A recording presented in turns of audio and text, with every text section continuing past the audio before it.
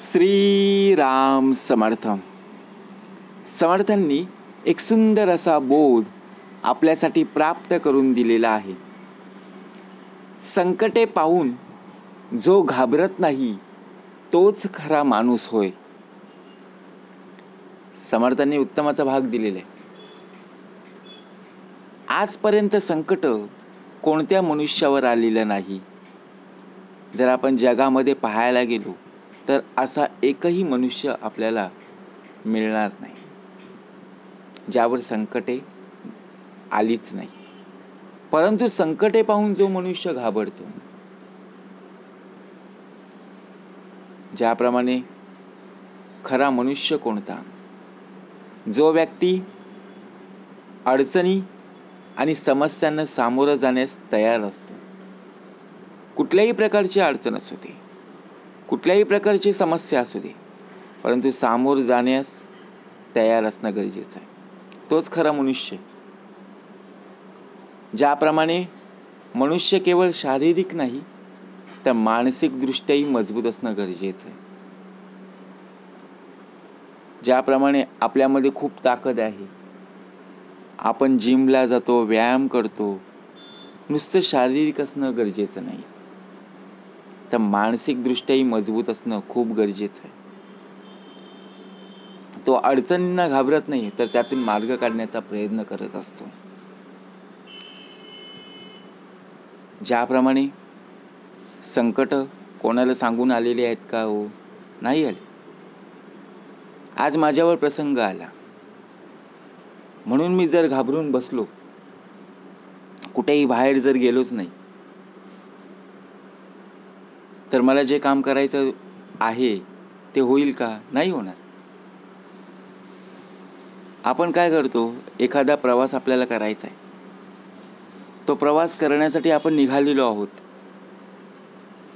आणि काही प्रॉब्लेम झाला, काही अडचण आली तर आपण तिथल्या तिथे प्रवास थांबवतो.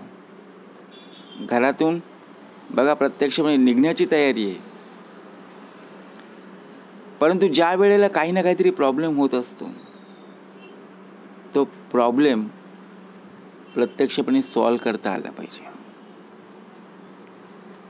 आता कुठलाही एखादा प्रसंग घडला, आपल्याला जाणं भागच. आपण जर कारणं देत जर बसलो तर आयुष्यात आपण कधीही पोचणार नाही. बरोबर की नाही? आपल्यालाच माहीत असतं की आपल्यावर प्रसंग आलेला आहे, परंतु आपण जर असं सांगण्याचा प्रयत्न केला तर समोरची व्यक्तीला खोटं वाटेल, त्यांना खरं वाटणारच नाही आहे. आता बघा, एखादा भाग समर्थाने उत्तमाचा दिलेला आहे. आपण दररोज वेळेवर ऑफिसमध्ये पोचायचो, कंपनीमध्ये ज्या वेळेला टायमिंग आहे त्या वेळेला बरोबर पोचायचो. परंतु एखाद दुसऱ्या दिवशी आपल्याला काही कामानिमित्त उशीर झाला, पाऊस होता किंवा ट्रॅफिक होती, सिग्नल होते, अशी अनेक प्रकारची कारणं असू शकतात. काही बघा वेळेला गाडी बंद पडली, अनेक प्रकारचे प्रश्न उद्भवतात. मग संकट उभे राहिले, प्रसंग उभे राहिले, आपल्या फोनावर फोन येऊ लागले. मग जर आपण त्यांना खरं जे घडलेलं आहे ते जरी सांगितलं तरी त्यांचा विश्वास बसणार नाही. कारण का? कारण प्रत्यक्षपणे आपल्यालाच ते सत्य माहीत असतं की आपल्यावर कोणता प्रसंग उद्भवलेला आहे. आपण ज्या वेळेवर पोचायचं होतं ते वेळेवर पोचलो नाही, परंतु समोरच्या व्यक्तीला खरं वाटणारच नाही आहे. त्या व्यक्तीला त्याच्या मनामध्ये वाटत असेल की ही व्यक्ती खोटं बोलत आहे. म्हणून संकट पाहून जो घाबरतो, घाबरायचं नाही. हो, जीवनामध्ये कुठल्याही प्रसंगाला, कुठल्याही संकटानं जर घाबरून राहिलो तर जीवनात आपण पुढे जाणारच नाही. अहो, ते प्रसंग आहेत ना. मग ज्याप्रमाणे संकट उभी राहिली आहेत, त्या संकटाच्या समोर आपण सुद्धा उभे राहिलो पाहिजे. बरोबर की नाही? कार्यसिद्धीस नेण्यास श्री समर्थ आहे. जर आपण घाबरून राहिलो तर आपला पुढे विकास होणारच नाही. आणि दुसरी गोष्ट म्हणजे एखादी परीक्षा आहे आणि त्या परीक्षेचा आपल्याला अभ्यास करायचा आहे, परंतु कोणते प्रश्न बघा प्रत्यक्षपणे विचारले जाणार आहेत, कोणते प्रश्न परीक्षेला येणार आहेत, त्या प्रश्नांचा जर आपण अभ्यास केलाच नाही, मग आपल्याला उत्तर लिहिता येईल का? मग आपल्यासमोर संकट उभं राहणारच. कारण ज्या वेळेला आपल्याला अभ्यास करायला वेळ होता, त्या वेळेला आपण टाइमपास केला, मग आपल्याला हवे तेवढे मार्क मिळाले नाही. ज्याप्रमाणे आपल्याला एखादी नोकरी असेल किंवा एखादा जॉब असेल, तो आपल्याला प्राप्त करायचा आहे, परंतु जर इंटरव्ह्यूसाठी, मुलाखतीसाठी जर आपण घाबरूनच राहिलो, विचार करा, पास होऊ का नापास होऊ हाच जर विचार करत बसलो, तर आपण तिथपर्यंत पोहोचू का हो? नाही पोहोचणार. अहो समर्थ म्हणाले, होणार ते होईना का, जाणार ते जाईना का, तुटली मनातील शंका जन्म मृत्यूची. आपल्याला तो जॉब करायचा आहे, आपल्याला ती नोकरी प्राप्त करून घ्यायची.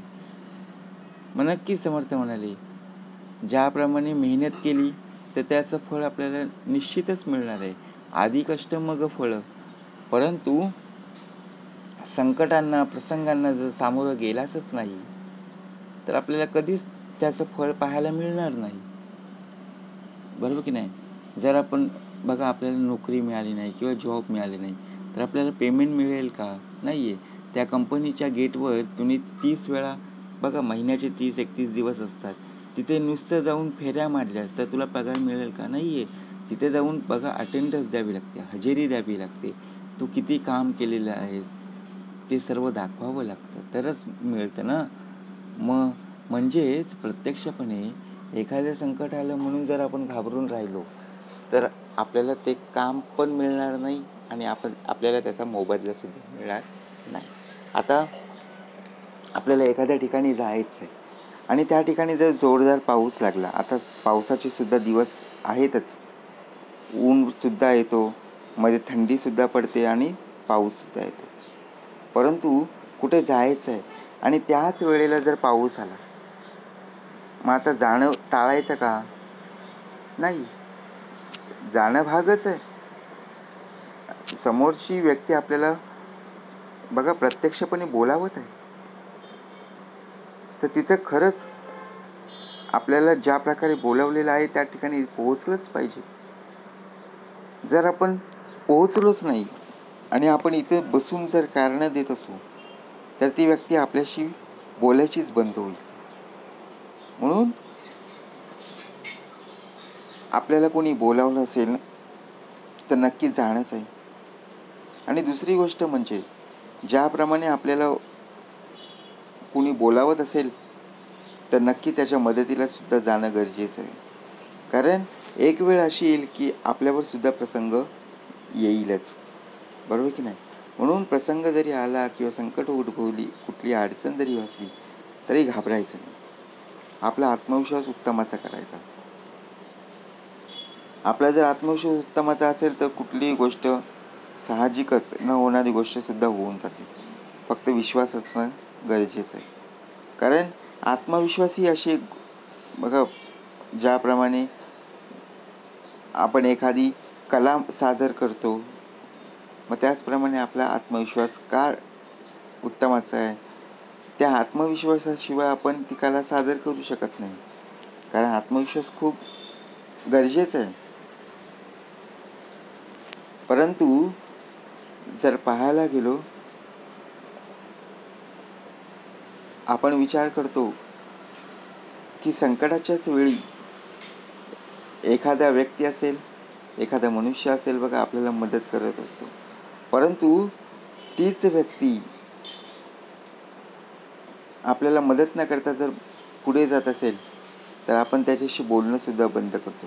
म्हणून कुठल्याही प्रसंगांना सामोरं जात असताना कुणी कोणाला टाळायचं नाही. ज्यावेळी त्यांच्यावर सुद्धा प्रसंग आहे ना, त्यांना सुद्धा बघा मदत करणं खूप गरजेचं आहे. आणि जेवढी आपण मेहनत करू ना तेवढीच बघा प्रत्यक्षपणे आपल्याला त्याचं फळसुद्धा पाहायला मिळेल आणि तेवढी आपल्याला पुण्याईसुद्धा प्राप्त होऊन जाईल. म्हणून संकटाच्या वेळी, प्रसंगाच्या वेळी कधी घाबरायचं नाही. त्याचं फळ आपल्याला निश्चितच प्राप्त झाल्याशिवाय राहणार नाही. म्हणून संकट पाहून जो घाबरत नाही तोच खरा मनुष्य होय. जय जय रघुवीर समर्थ.